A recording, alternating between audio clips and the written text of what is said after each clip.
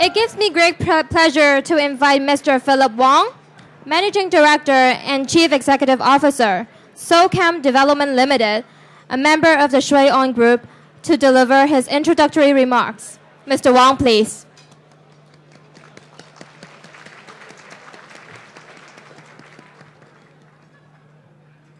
Distinguished guests, ladies and gentlemen, thank you for joining this Keynote Luncheon. As a sponsor of this event, we find the theme of this summit extremely meaningful. There are three key words: APEC, SMEs, and entrepreneurship. I believe you will agree with me that Asia-Pacific entrepreneurial SMEs are the key growth engine of this region and also of global economies. Hong Kong's success story is fundamentally built on successful SMEs led by very visionary entrepreneurs. Some of these SMEs start the business in the 60s and 70s, has now been transformed into large conglomerates and corporations. They contribute a lot to the growth of Hong Kong and also China. Our speaker, Dr. William Fung of Li & Fung Group, will share with us his experience in reinventing the family business to attain sustainable growth. The moderator, Mr. Vincent Lo of Shui Group, my boss, is also a success story of APEC entrepreneurial SMEs. Ladies and gentlemen, I'm sure that we will have plenty to take away from this keynote speech. And I would also like to thank TDC in organizing this event. And now, please join me to welcome Dr. William Fung, please.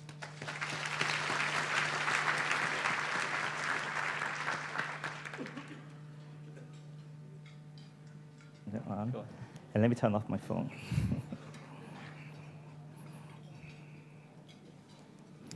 Philip, thank you very much. Maybe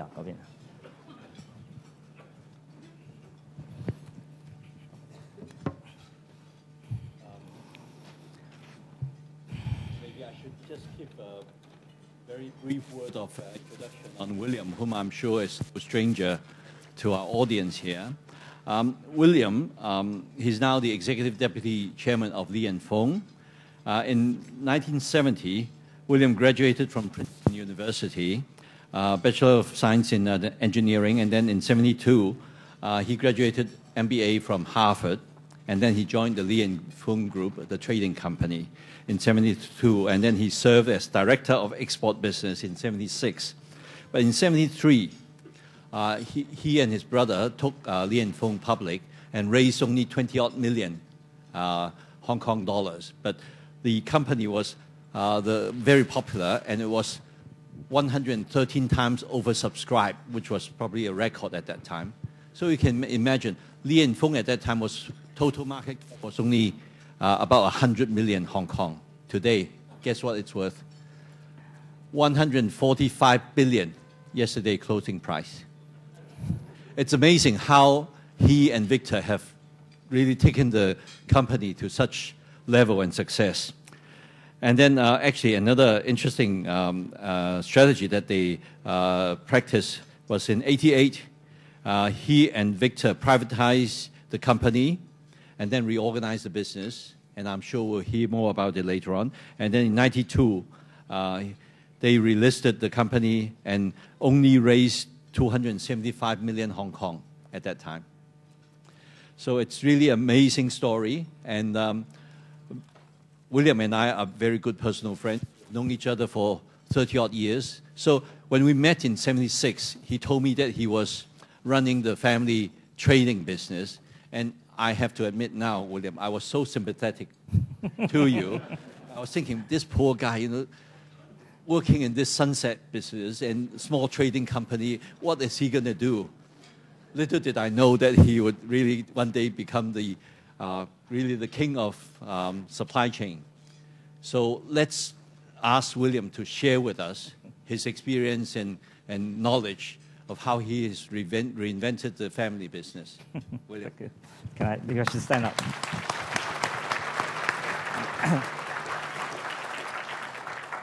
Good afternoon, everyone. Philip, thank you very much for your kind introduction.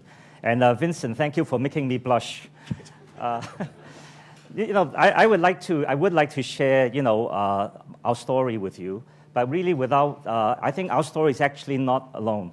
There are many, many companies like ours, starting in this part of the world because of several things. And what I thought I would do with you is basically to tell you how, going back to the theme of this meeting, how an SME situated and working in this part of the world can actually take advantage of some of the global trends to really accelerate its growth and become fairly large companies in a relatively short time. And I think our story is really quite typical of that. And of course, first perhaps I would just talk about some of the global trends that underlie this market that allows companies that are fairly small in this part of the world to grow quickly. And of course, then I will talk a little bit about our view about China, which is obviously the big accelerator in the last 30 years. So I've been working now in Hong Kong for about 40 years. And as Vincent rightly pointed out, we were, of course, a very small company. It was, in fact, Vincent was right. When we took the company public, when we first came back from overseas to join my family company, the company was about 1,000 times smaller than what it is today. And even after we took it public in '92, which is the last 20 years, the company was, now about 120, 130 times bigger. But that's the sort of growth that you can not expect, but that's possible in this area where you are catching just the right world trends in the right place, and then also with the growth of China, you're really well situated for all the people here who are running their own companies and the entrepreneurs here. You could really, really grow a company in this part of the world. Let me first turn to some of the global trends that allow this favorable environment to be available to companies here. The first one, of course, is the whole globalization trend. The fact is that in the last 30, 40 years, the world globalized. And concepts like offshoring, outsourcing, okay, these are all the trends that allow companies in this part of the world, taking advantage of the fact that we're in the less developed parts of the world, Asia primarily, with a really hard-working population. In many, many areas, we benefit from the outsourcing and the offshoring of production processes, manufacturing, and even now services from the more advanced economies of America and Europe to this part of the world. And that's what enabled the growth potential to be there for small companies. And coupled with that, though, is another concept, which I'd like to share with you, is that the idea that companies nowadays all around the world, no matter where they are talking about specialization. What is my core competence? If an area is not my core competence, I would let somebody else do it. The whole idea of outsourcing. And I think that would drive the opportunities for smaller companies in this part of the world. And that has driven opportunities for smaller companies in this part of the world. And Li & Fung certainly is a big beneficiary of that trend. We basically, I think the manufacturers here who took production from companies in America and Europe in the early days of Hong Kong's industrialization, the 50s and 60s. My father, when he ran the company, we're the third generation now involved with the company. I always say that in every culture, there's this unfortunate talk about third generations. The Chinese will say, 富不過三代, wealth never passed beyond 3 generations. I'm the third generation, luckily. My kids might have a problem. They would say, Dad, what do you do with everything? But anyway, so when my father ran the company, we witnessed, what Hong Kong witnessed was really the beginning of the whole globalization process. And Vincent was absolutely right. He was not just the only one. Many of my friends talked to me in 1972, 73 when I came back and says, William, what are you doing back in your family business? This whole idea of manufacturing for export using the cheap labor, that's history now. We're too expensive. And the word at that time was everything's gone to Taiwan. So we followed that trend. And Victor and I then, my brother Victor and I run the company. He's really the brains in the family. I'm just the doer. But I know many of you will know the joke we have in the company. You know, his name is Victor, right? So V is for vision. So he's the visionary. My name is William, right? W, you know what that stands for, work. But anyway, so we followed the business and went to set up in Taiwan. Guess what? 6 months after we set up in Taiwan, my own new staff came to me and says, you know, Mr. Fung, we don't know why you've come to Taiwan because we finished here. Everything's gone to Korea. So we set up in Korea.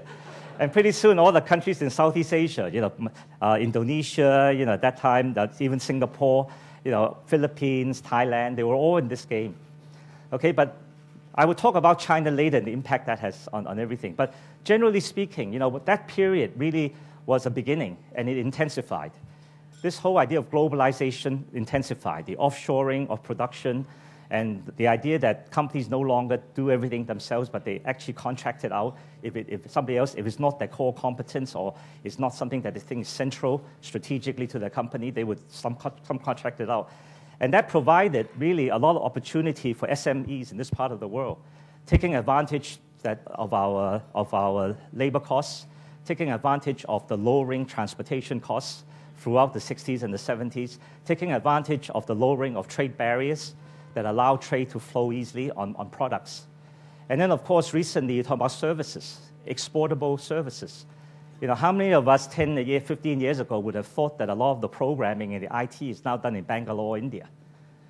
Okay, so these are the trends that really underlie the opportunities for the smaller companies to grow and grow very rapidly. Because luckily, we happen to be situated in a part of the world, okay, where we have the advantages of both the labor force, you know, and other things that allow us to grow faster than other parts of the world, maybe compared to South America or Africa or other places.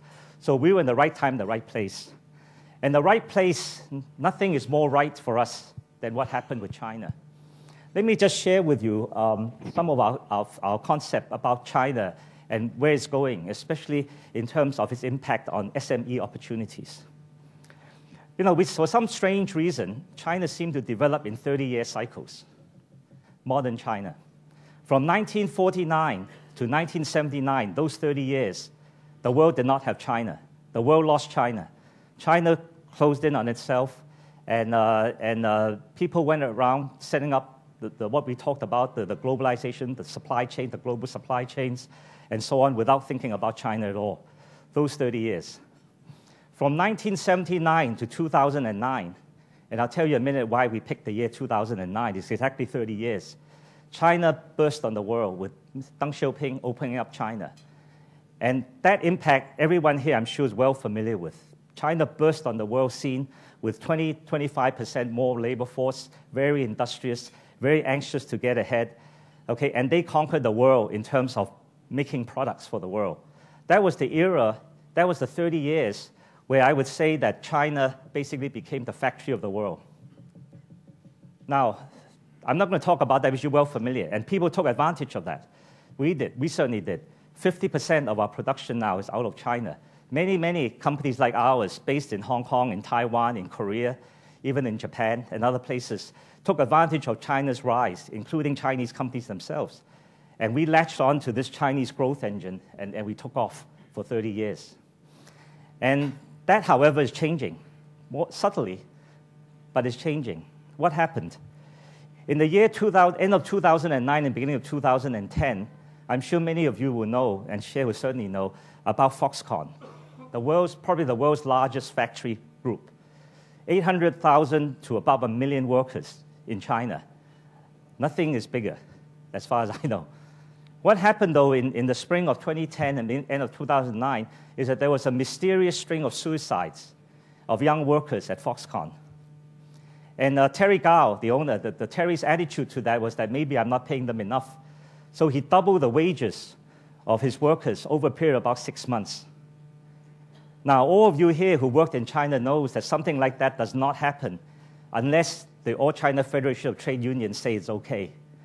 And the All China Federation of Trade Unions will not say okay unless the leadership in China decided it's okay.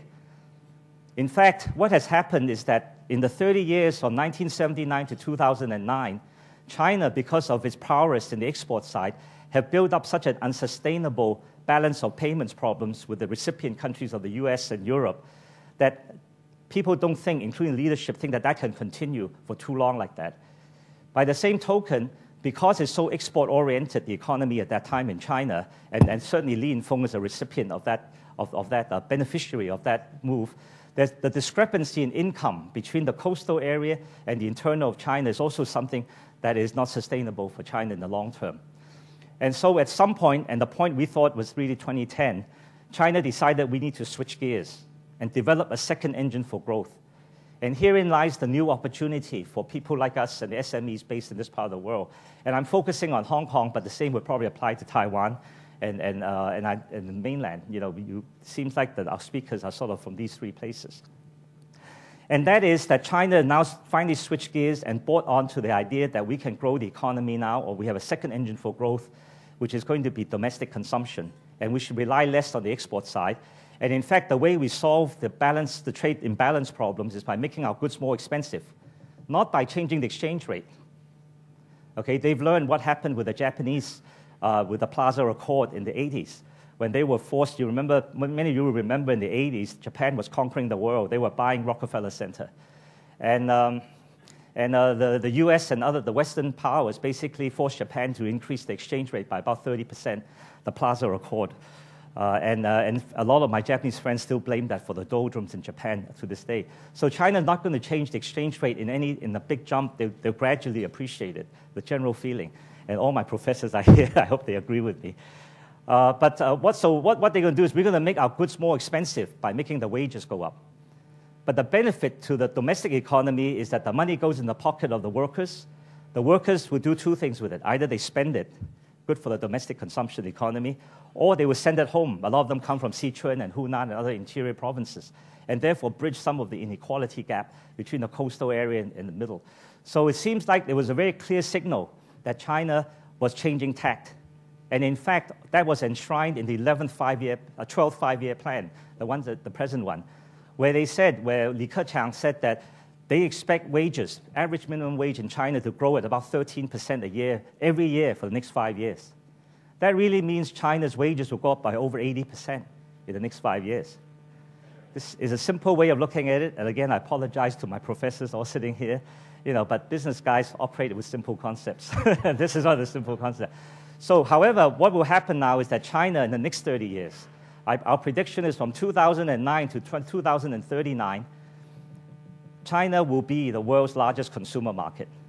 We think in 30 years they will overtake the United States.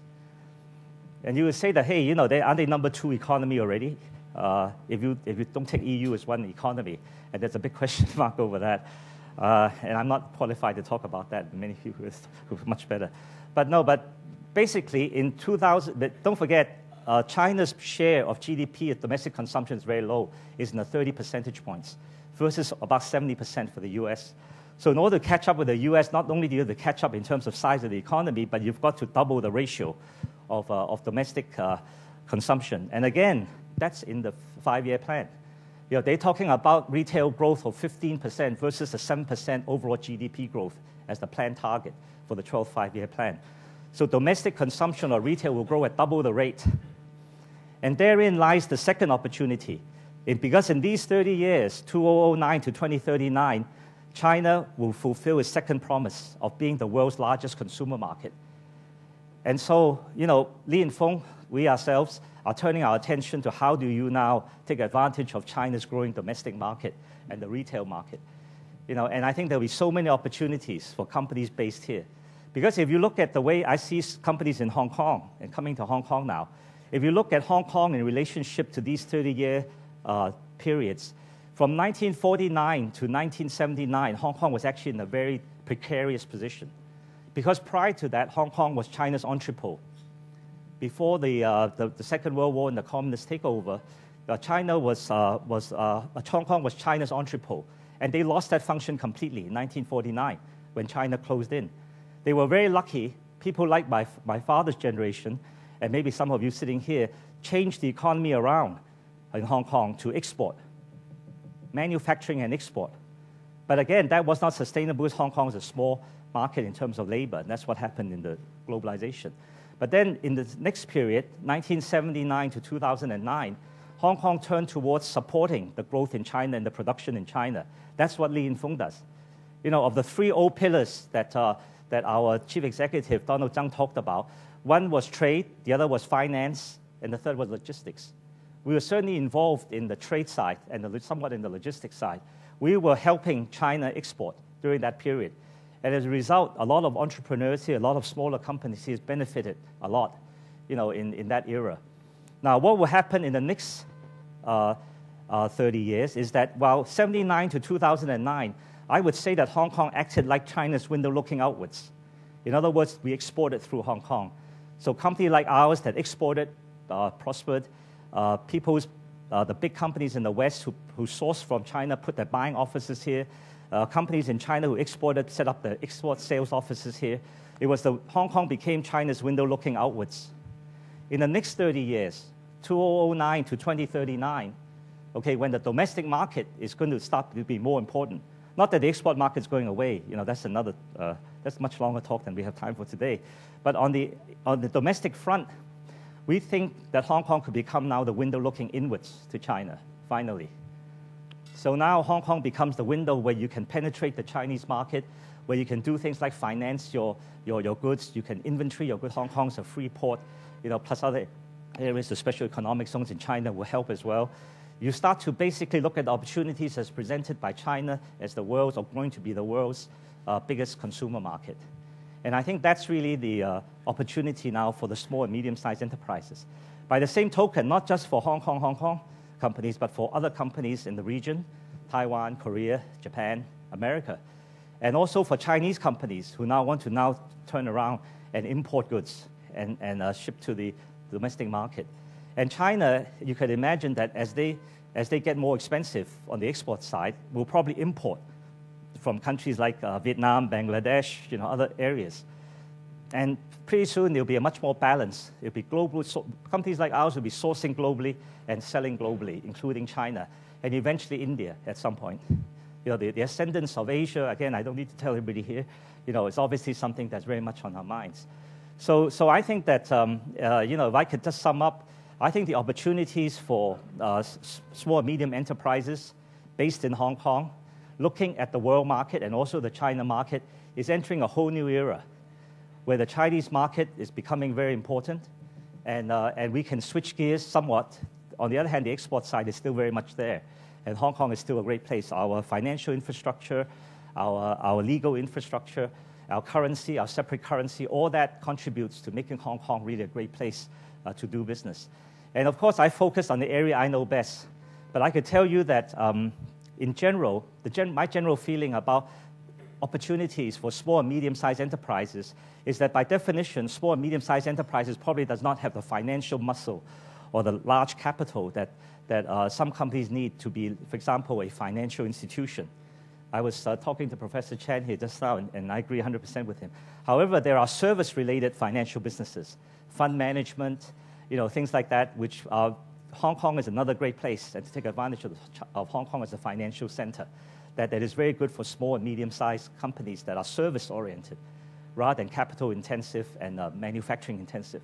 And the idea of Hong Kong becoming the service center for China, both as a window looking out as well as a window looking in, is really the future of Hong Kong and the small enterprises here, small and medium-sized enterprise, which Li and Fung very much was. We were a small enterprise. I wish it was smaller. It's kind of... So thank you very much. Thank you.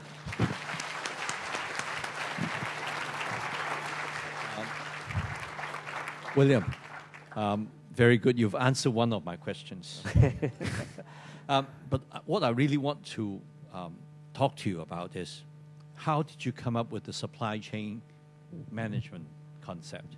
Because at that time, it was really way ahead of everybody else. Of course, now, afterwards, everybody's saying, yeah, it's so obvious. Well, first of all, unfortunately, the term supply chain management is so overused that every truck driver thinks he's a supply chain manager. The second thing is that, you know, people have asked me the question. They said that when your grandfather was in business in 1906 in China, surely there was a supply chain. There's always been a supply chain. Somebody produced the raw material, somebody produced intermediate components, somebody assembled it, and so on. There's always a supply chain. What's different between today's supply chain and yesterday's supply chain? I can give you the theoretical answer, not that it's easy to achieve, is that the supply chain of yesterday was a supply chain where all the players along the supply chain was basically adversarial. They were all buying and selling relationships up and down the supply chain. So if I charge you less, Vincent, you gain advantage. You know, if you could get it cheaper from me, you've gained advantage, and so on, right? But the supply chain of the future, or today or the future, is that it's a cooperative supply chain. We actually look at ourselves as allies against another company's supply chain. So Walmart's supply chain versus Target's supply chain is supply chain versus company versus company. And the idea of being cooperative is that because we basically need to work together to make sure that this is very complex now. In order to make a world-class product, you need a supply chain that is global, with all the problems of the shipping times and, and the intricacies of that. Look what happened in Japan, the disruption in the supply chain. People are actually squeezing the supply chain too tight now. They've optimized it so much there's no room. They've single-sourced many things. So when something like that happens in Fukushima in Japan, people's supply chain was disrupted for months. When the floods happened in Thailand, people's supply chain was disrupted for months. You need to build in some redundancy. But the general feeling still is that with the complexities of the supply chain, you really have to work together with every partner along the supply chain. And that's really what Li and Fung does. We manage that supply chain, those relationships, to make it a cooperative supply chain. And you basically try to fight the next guy's supposed supply chain, all the way down to the consumer level. William, let's now turn back to your transformation. You took over the business with a lot of your relatives and old staff working in the company. What did you have to deal with, and how did you deal with them? Okay, well, I've talked about that sort of many times in my earlier days, the sort of transformation of, basically, on the one hand, we use the word SME in this conference. On the other hand, SMEs are basically individuals, and then especially in Asia, the family companies. Okay, they were very individual-oriented or family-oriented. So one of the first challenges that Victor and I had when we came back was that how do you transform that, which is a very intimate, it has certain very good values, but it also has some setbacks, including how do you make professional management, how do you expand if it outgrows the family's resources in terms of management skills or even financial resources, how do you get professional management to willingly come in and work, in a family company? So, of course, the first thing we did, which we did very early on, I came back in the summer of 72, by March of 73, we had taken it public, was that we basically separated ownership and management by taking the company public. That was a very important step, and I still advise that for most family companies. The idea that's easier said than done, because most of your relatives, I'm sure, did not feel that way. The public is actually just giving them a bit more money in the pocket, that's all. No, it regularizes. See, the thing is, in the old days, and without specifically talking about my family, very much, these family companies would have a patriarch, and a lot of times the benefit you derive if you're another sort of relative in the family would be subject to what the patriarch wants to do. So if there's a period of big investment, there will be no dividends, for example. So sometimes there's more. So the idea of going public, you bring in public scrutiny. You bring in outside directors. You bring in a regular dividend policy. And you bring in value for your shares. Even if you're not going to sell it, the banks will take it as collateral. So all those things combine to make the separation of ownership and management much more palpable and easier to accept by the family. So in the old days, maybe the family company said that, well, we'll always guarantee a relative a job.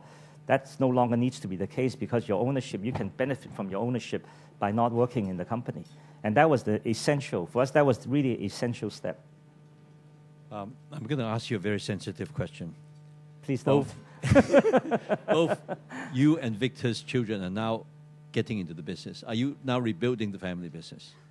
Well, I think there's always need once in a while to regroup.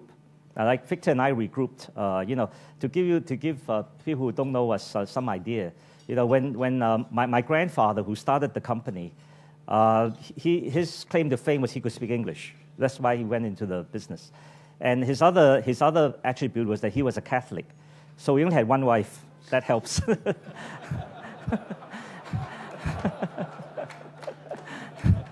However, my grandmother, I only have one grandmother. The grandmother, but my grandmother had 11 children. And Victor and I have something like 30-something cousins. So it was an extended family in the traditional Chinese family company sense of the word. And yes, of course, there were problems. But and what we found was that after a while, the attention and the interest of the family gets diffused. And once in a while, it's necessary to pull it back. And that's what we did in '89. We actually had a 3-year hiatus where we took the company private, reorganized it. But when we took it private, we reconcentrated ownership in Victor and my hands, the third generation. The second generation, at that time, you remember, everyone here will remember, the negotiations with China were taking place in the 80s. There was uncertainty. Many of the people in Hong Kong, were concerned about Hong Kong going back to China. A lot of them were, my father's generation was at the retirement age, at an age where they think about estate and other things. And it was an opportune time for us to say that, why don't we regroup? And what Victor and I did was actually we did a management buyout, and we leveraged some of the assets we didn't want, and then we regrouped the company, and the ownership reconcentrated back in Victor and my hands. So we probably need to do the same thing. As the family gets like this, you pull it back together again. And, people have different interests in life. Fortunately or unfortunately, I think our Victor and my kids have more, they enjoy life a lot more than we do. Put it that way. This work thing. My hair is whiter than yours. And he's older. William, Li and Fung is very famous for the 3-year plan. Can you share that with our audience here? Well, most of you who've been to business schools, Steve is laughing because I have this running dialogue with him. The way planning is taught in most business schools is something called a rolling plan. That means every year you project forward 3 or 5 years or 10 years, depending what your long-term plan is. We actually were very impressed, and we learned a big lesson from the Chinese Communist Central Planning System. Their 5-year plans are fixed plans. They don't move it. It's not like they don't move the goalposts every year. So what we have found on a practical level is that most management do not look at your long-term plan if it keeps moving every year. They just say, why bother? It's going to change again next year. Especially when the financial tsunami, all bets are off and they change the plan again, usually revising it down. But we like the Chinese way of doing things and saying that my 5-year plan is fixed. For us, 5 years is a bit too long, so we do 3 years. So our 3-year plan is fixed. And we like that system. And a lot of our own people, if you talk to our own senior management, will tell you that was one of the reasons why, we keep growing. Because every 3 years we focus. We focus on achieving the goals, and it takes 3 years. The 1-year plan or the budget, the annual budget is not enough to do any kind of investment. It's very short term. 3 years for our business is about right. It may not be right for other business like yours. The real estate might be different, the cycle. But for us, the 3-year plan is just about right. You have now been practicing the 3-year plan for over 20 years. Did you fall down on your targets? How many times? Several times. But by now, we were quite lucky. Your company is still growing at over 30% per annum. Yeah, but sometimes our target's higher than 20%. We never change our plan targets. So if you fail, you own up to it. You don't try to blame this or that. You just say that I just didn't make it. That's it. So 2 questions related to that. So all your executives' remuneration is tied to the 3-year plan? Yeah, very much geared toward not only their remuneration, it's also their career. See, if you think about it, one of the biggest complaints most executives have in corporations is that life is like a treadmill. Every year it's got to be better than the year before. It never stops. And people get tired, they burn out. Whereas we basically focused them on a 3-year span. So, Vincent, this 3 years, you manage Bangladesh for me. After 3 years, okay, maybe after the Bangladesh, we may give you a plusher job somewhere else. But you just focus your life around these 3 years. And they find it much easier to say that, okay, these 3 years. And what we promise them also is that during these 3 years, we won't detract you from this by telling you to do this and that. Pretty much it's set. You pretty much know what you're going to do. You can talk to your wife and family, and you say, okay, these 3 years, this is what I'm going to do. And you have, I think, sufficient time to achieve. We think 3 years, again, is about right for us. 1 year is too short, and 5 years might be too long for our kind of business, which changes a lot. So if people don't perform, they get demoted or they get laid off? Now, in that whole area of dealing with people, if you ask me, what did you learn at the Harvard Business School that you didn't use? I think the only books I could burn from the Harvard Business School, everything to do with psychology and human behavior, because that's very Western-based.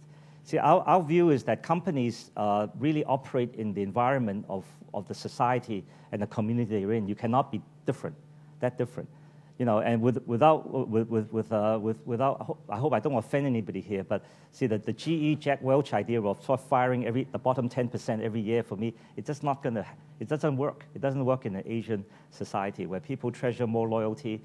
People, hou tao hou mei, in careers, sorry, that means, anyway, it's not the kind of culture where if you fire somebody, you have a guard escort him to the desk, make sure it doesn't take away company secrets, and also escort him out. That's not the culture.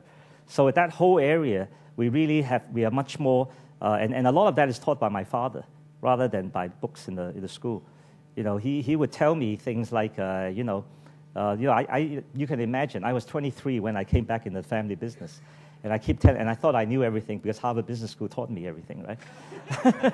So I would tell my father, hey, these guys are all dead wood, they're not pulling their wood, they're not efficient. And then he would tell me things like, that guy over there, he saved the company 4 years ago because he did some deal. And, and he taught me the fact that people are not machines, so they have their cycles, ups and downs. Could be an illness, could be a divorce, could be anything. And sometimes if you nurture them through that period, they come back and become great managers for you and very loyal. So that's the culture we're in. And as a result, no, the simple answer to your question is no. We take, and a lot of times, and I said that to Steve's class the other day, a lot of times the fault is not the person, but the company. The whole thing about Peter principle, you promote somebody to the level where they're incompetent. A lot of times it's not that they are incompetent, but you put them in the wrong job. So it's the company's fault, not the people's fault. And if they're in the right job, maybe they could be great stars. And the problem with promotions, a lot of times you promote people to different jobs without giving them adequate training. So a lot of times the doers do very well, and then you promote them to manager job where they get other people to do a lot and things like that. And so I think the company must first ask itself, is that right person in the right job before you say that person is not competent or whatever. I'm surprised I'm not getting any questions from the floor, so I must be doing okay. William. The fact that he didn't ask.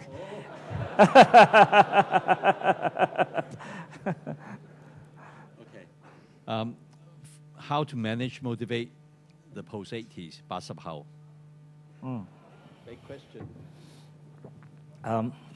First of all, I think the post-80s, the 80後, actually, I think their view on life is probably better than ours. It's more rounded. It's more even. It's less skewed towards just work and and money and success and all that. I think in many ways they're probably better, and I think you've got to take into account this changing milieu. And I could tell you, especially in China, because China underwent the biggest social experiment ever taken by any country, and that is the one-child policy, which means that you now have children whose whole life growing up, they were doted upon by 6 parents, father, mother, and then the 2 grandmothers. So their view of life is totally different from like yours, where you grew up with so many brothers, you have to fight for food at the table. Okay, it's different. Knows. That's why the brothers are so competitive.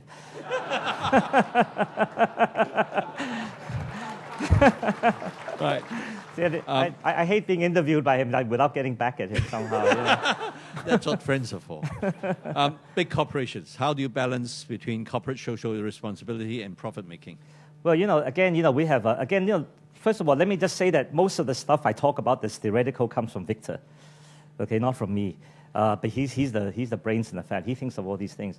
But I can tell you one concept we have is that, in the old days, I would say even 10, 15 years ago, the society basically operated on the principle that government sets a boundary within which business operates. And as long as you operate within those boundaries, and usually it's the legal boundaries, you're okay. Okay, and the idea also is very Western, it's very American. The idea that is the letter of the law you have to obey, not the spirit. Okay, that was the modus operandi. But what people have seen in the last few years, especially through the financial tsunami and now, is that maybe the government is either incapable or incompetent to set the boundaries properly, or worse still, they've been co-opted by big business to change those boundaries to the disadvantage of the small guys. So now it's up to each company to set its own boundaries and operate within something that's socially acceptable. Now, if you think back, both China and Southeast Asia has always had that system because the legal system wasn't that perfect. And companies always have to operate within their own boundaries. And I think that's what you're seeing, is that in terms of issues on sustainability, pollution, workplace, social compliance, and so on, that companies have to set their own boundaries, something that's accepted by the community they operate in, and not by some government thing. So I think that's the trend. So I think companies will have to be very, very cognizant of that and operate that way. We're getting quite a few questions. In a fast-changing environment today, is it plausible for small enterprises to also have fixed targets over 3 years, or should we be more flexible? Yeah, I think, the 3 years, again, let me just reiterate, it depends on your industry you're in. Some industries may be even faster than 3 years. Some industries are a lot slower because big projects like your real estate projects, a longer gestation period. You're building a big factory that requires a lot of capital expense, and fixed facilities.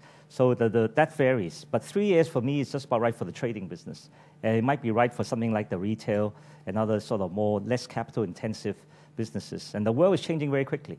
The only thing you can say about change in the world is that not only is it constantly changing, but the rate of change is accelerating. And I think 3 years is still about right. So far, we've been operating on 3 years. We haven't changed it for 20-something years. Seems to work for us. This question, I also have a question for you along the same lines. You have made over 40 acquisitions in the growth of Li & Fung. How did you integrate them all into your business? And this one is actually, the question is, how do you integrate all the acquisitions into a family company? Okay, first of all, you see this white hair. It used to be black. Now, first of all, let me tell you about our views about acquisition. A lot of people think that we only grow by acquisitions. That's not true. What we have is basically, what we're saying is that if you want to grow in good times and bad times, you must have a strategy that takes care of the bad times too. And the way we look at organic growth and inorganic growth or acquisitions is that it's two sides of the same coin.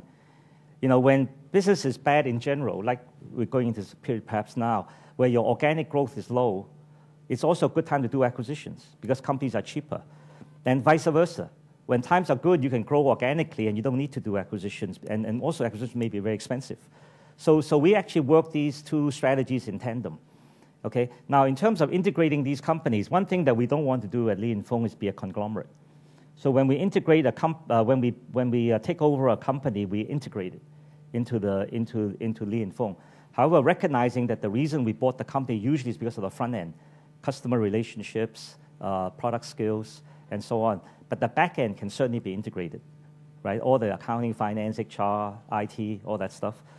So the integration is very important, but that's only integration in terms of people and maybe process, but not in culture.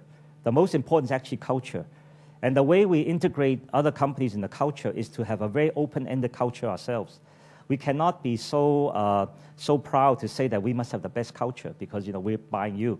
What you have to do is have an open-ended culture where the company you acquire can do something better than you. You've got to say that, okay, now I don't want to have a conglomerate. I don't want to have 10 cultures in the company, but if what you're doing in that area is better than what I'm doing, I'll change the whole company and incorporate your culture. That way, we try to create a culture for the whole company. But that must come from you because your staff, your executives will not accept that, right? They have the mentality that I'm taking you over, you better follow. No, see that's a mistaken, I think it's something we try to change very hard. You see, even things like, most people, when they look at companies to acquire, they always say that, okay, the synergy comes from getting rid of expenses, right? And the presumption is that since I'm acquiring you, your people goes. But how do I know that your people in a certain function is not better than my people? So what you should do is bring them in first. And then if there's excess, you rationalize. But luckily for us, we've been growing quite fast, so we've been able to take care of a lot of people, without a lot of redundancies. But having said that, the idea is that you cannot have the presumption that the acquirer is always better than the acquiree in certain functions. Okay, last question from the floor.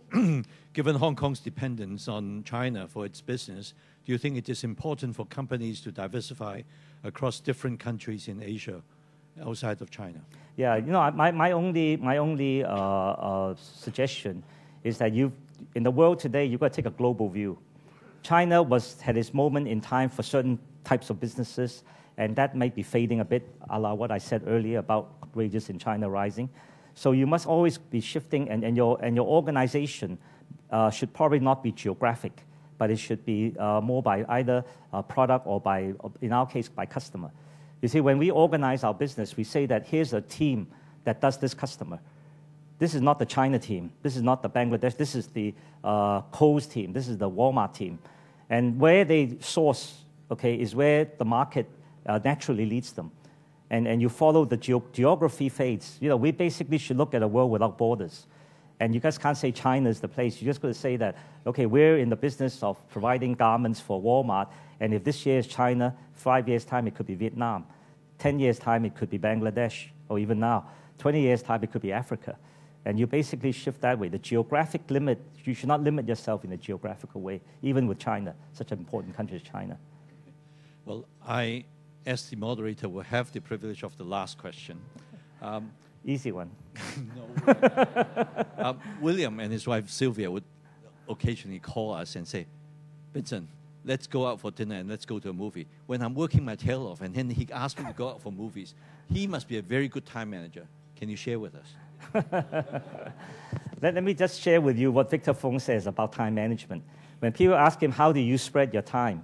He usually say, well, I spend 50% of my time at Li & Fung. I spend 50% of my time doing various pro bono government things. I spend 50% of my time with things, non-profit organizations, and I spend 50% of my time with my family. That's how he allocates time. Ladies and gentlemen, please join me in thanking William and what's important. Thank you.